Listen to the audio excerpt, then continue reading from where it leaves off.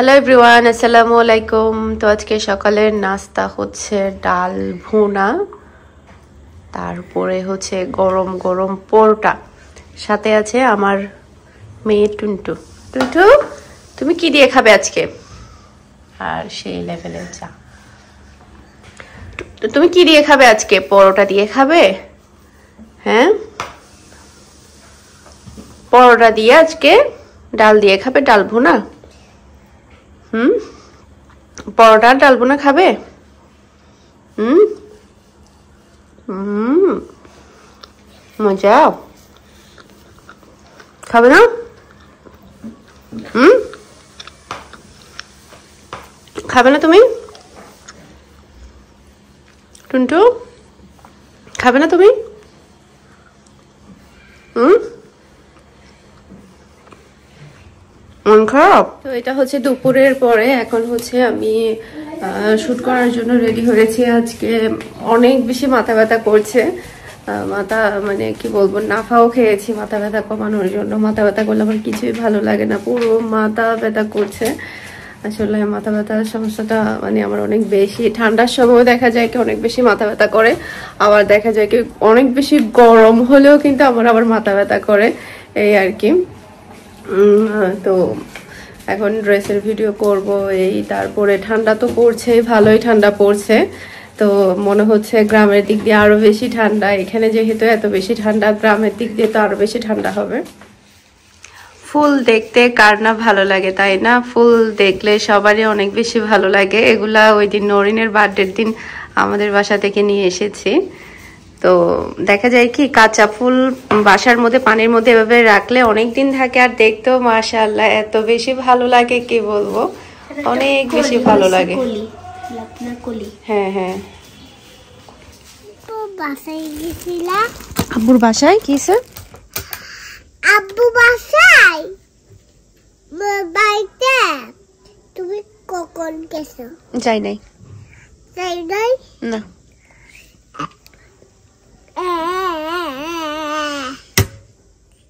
তো এটা হচ্ছে সন্ধ্যার দিক দিয়ে, আজকে সন্ধ্যায় কোনো নাস্তা বানানো হয়নি। তো আমার হচ্ছে ফ্রোজেন রোল ছিল, এরপরে হচ্ছে সমোসা ছিল। তো ভাবলাম ওগুলো ভেজে নিই, সন্ধ্যার নাস্তা এটা দিয়ে হয়ে যাবে। তো এখন হচ্ছে আমি এগুলো ভেজে নেব। তো ফ্রোজেন যেগুলো থাকে সেগুলো কিনা হচ্ছে একটু হালকা গরম তেলেই দিতে হয়, যেহেতু এগুলো বরফ করা থাকে।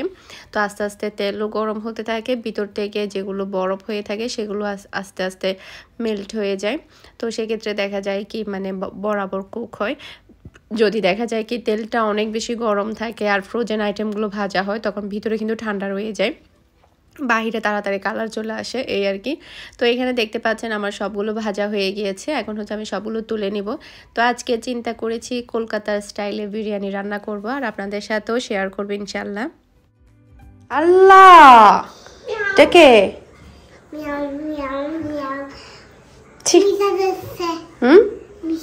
মিহি সাজা দিছে, মাথা ব্যান্ড খুলে ফেলছো কেন? আসো নাস্তা করে নাও।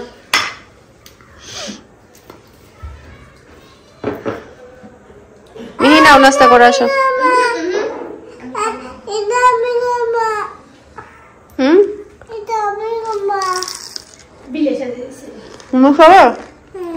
খাও।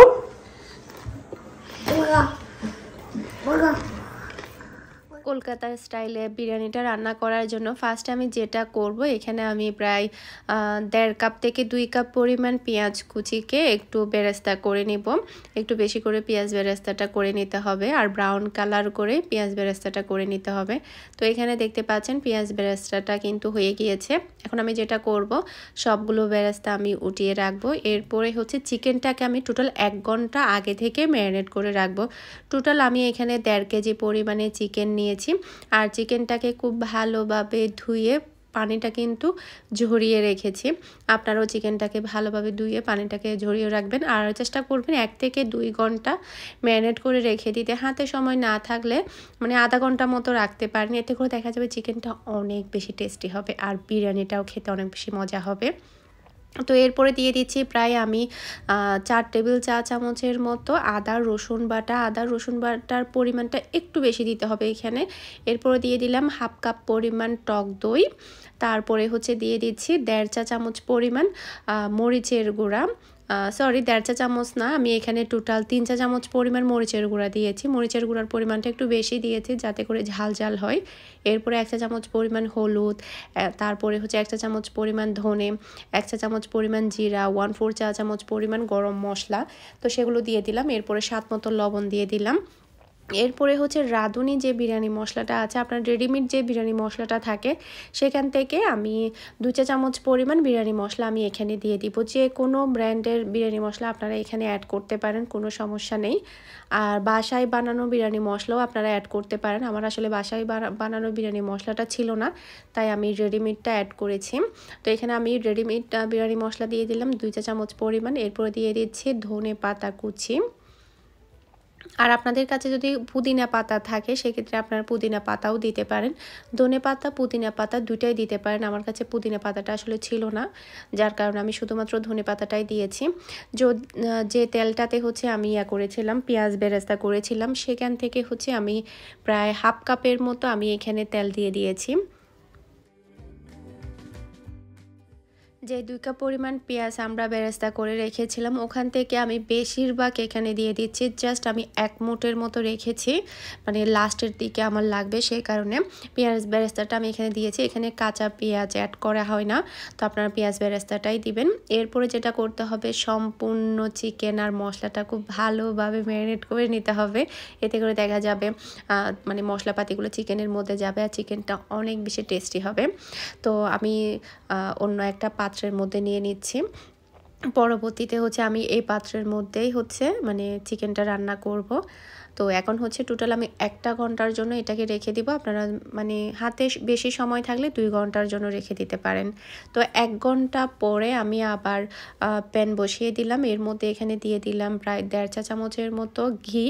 তো আপনারা চাইলে তেল দিয়েও করতে পারেন, আমি এখানে ঘি দিয়েছি। ঘিটা যখন মেল্ট হয়ে গিয়েছে মানে গরম হয়েছে, এরপরে হচ্ছে গরম মশলাগুলো দিলাম, গোটা গরম মশলা যেগুলো থাকে, দারচিনি, এলাচ, তেজপাতা এগুলো দিলাম। এরপরে হচ্ছে ম্যারিনেট করা চিকেনটা দিয়ে দিলাম। এখানে কিন্তু কোনো প্রকার 1 ফোঁটাও কিন্তু পানি অ্যাড করা যাবে না, সম্পূর্ণ পানি ছাড়াই চিকেনটা রান্না করতে হবে। এরপরে ঘিয়ের মধ্যে চিকেনটাকে ভালোভাবে মিশিয়ে নিয়েছি, ঢাকনা দিয়ে ঢেকে রাখবো 4-5 মিনিটের মতো। এতে করে দেখা যাবে চিকেন থেকে পানি বের হবে। তো এ ফাঁকে চিন্তা করলাম যে আমি চালগুলো ধুয়ে ভিজিয়ে রাখবো। তো আমি হচ্ছে শান ব্র্যান্ডের হচ্ছে 5 কেজি বাসমতি চাল নিয়েছিলাম। তবে এর আগে হচ্ছে ফরচুন না মানে কি একটা নাম ছিল ভুলে গিয়েছি, ওই ব্র্যান্ডটা আমি ইউজ করতাম সবসময়। ওটা অনেক ভালো ছিল, চালগুলো অনেক বেশি লম্বা লম্বা হতো। তবে শান ব্র্যান্ডের আমার কাছে এই চালগুলো ভালো লাগেনি, মানে খুব একটা বেশি লম্বা হয়নি। তো আপনারা কিন্তু এটা ইউজ করবেন না, আর আপনারা আরেকটা ইউজ করবেন। মানে এটা আমার কাছে আসলে তাও আবার আমি 5 কেজি নিয়েছি। এটা এরকম হবে জানলে তো আমি কখনো 5 কেজি নিতাম না। তো আমি মনে করেছিলাম যে চালটা ভালো হবে, লম্বা লম্বা হবে, তবে হয়নি। তো যাই হোক ওটা খেয়ে ফেলতে হবে। তো চিকেন থেকে দেখতে পাচ্ছেন কিছুক্ষণ আমি কষিয়ে নিয়েছি, অনেকটা পানি কিন্তু এখানে বের হয়েছে। এরপরে যেটা করছি আমি গোটা গোটা বড় বড় সাইজের আলু দিয়ে দিলাম। তো আলুটা অবশ্যই দিতে হবে। তো এরপরে হচ্ছে টেস্টের জন্য আমি কয়েকটা কাঁচামরিচ দিলাম। এরপর আমি আবার ঢাকনা দিয়ে ডেকে রাখলাম। আমি কিন্তু পুরো চিকেনটা রান্না করব পানি ছাড়া, আপনারাও পানি ছাড়া রান্না করবেন। এরপরে এদিকে আমি যেটা করব, ভাতটা করে নিব। এখানে হচ্ছে আমি পাতিলের মধ্যে হচ্ছে পানি দিয়ে দিয়েছি, 2 চা চামচ পরিমাণ লবণ দিয়েছি, তেজপাতা, দারচিনি, লং, এলাচ, তারপরে হচ্ছে গোলমরিচ, এগুলো সবই দিয়েছি। পানিটা ফুটে ওঠা অবধি অপেক্ষা করব। আর এদিকে ফাঁকে ফাঁকে আমি চিকেনটা নেড়ে চেড়ে দিচ্ছি। আমি প্রায় চিকেনটাকে 70% মতো কুক করে নিব, সাথে আলুটাও 70%-এর মতো কুক করে নেব, কোনো প্রকারে পানি ছাড়া। যে পরিমাণ পানি বের হয়েছে এখানে কিন্তু এক্সট্রা পানির প্রয়োজন হবে না।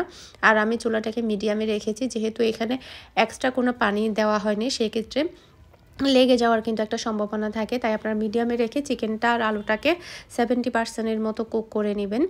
এরপরে হচ্ছে পানিটা যখন এদিকে ভাতের পানিটা যখন ফুটে উঠেছে তখন আমি চালটা দিয়ে দিলাম। চালটাকেও প্রায় আমি 30 মিনিটের মতো ভিজিয়ে রেখেছিলাম যাতে করে ওটা একটু সাইজে বড় হয়ে যায়। এরপরে হচ্ছে আর এদিকে দেখতে পাচ্ছেন আমার চিকেনটা প্রায় হয়ে গিয়েছে, মানে ঝোলগুলো আরও একটু শুকাতে হবে, আর একটু মাখা মাখা করে নিব। এখনও অনেকটা ঝোল দেখা যাচ্ছে। তো আর চিকেন আর আলুটাও কিন্তু ম্যাক্সিমাম সেদ্ধ হয়ে গিয়েছে। আর মাশাআল্লাহ কালারটা কিন্তু অনেক বেশি সুন্দর এসেছে। চিকেনের কালারটা সুন্দর আসলে বিরিয়ানির কালারটা অটোমেটিকলি সুন্দর হবে। আর আমি চালটাকেও কিন্তু 80% মতো কুক করে নিব, বাকি 20% কিন্তু দমে দিলে হয়ে যাবে।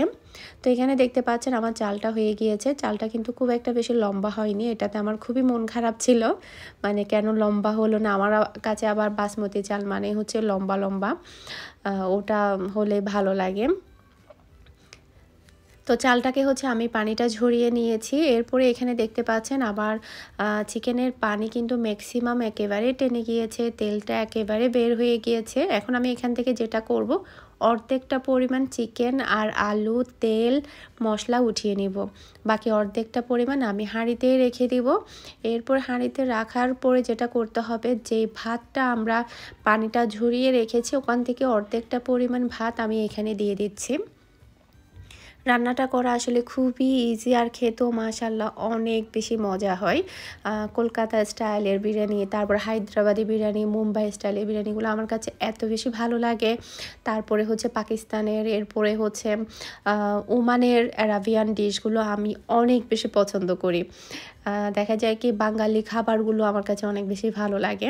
তো এরপরে হচ্ছে যেটা করলাম, অর্ধেকটা ভাত দেওয়ার পরে চিকেনগুলো দিয়ে দিলাম। চিকেনগুলো দেওয়ার পরে বাকি অর্ধেকটা পরিমাণ ভাত আমি এখানে দিয়ে দিয়েছি। এরপরে একটু ধনেপাতা, একটু বেরেস্তা দিয়ে দিয়েছি।